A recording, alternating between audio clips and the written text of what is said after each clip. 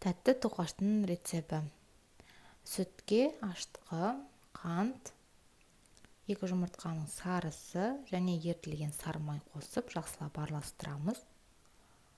Ұнды аз-аздан саламыз. Және осы кезде тұз қосамыз. Ұнды аз-аздан сала отырып, сосын қалғанын столға себемізде, соның бетіне қамырымызды қойып, жақсылап қамырымызды илейміз. Жұмсақ болу керек. Жылы жерге қоямыз көтерілгенше. Көтерілген соң оны бірдей етіп бөліктерге бөлеміз. Менде 20 тоқаш шықты.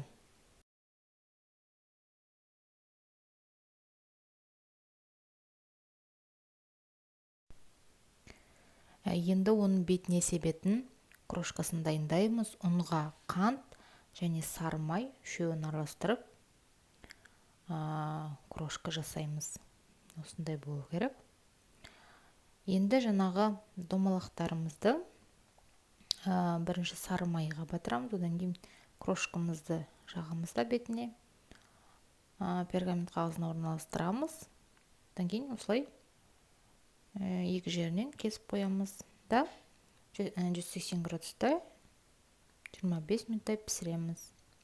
Ұнаса, осы видеома лайк басып, парақшама тіркеліп қойыңыздар. Ас болсын!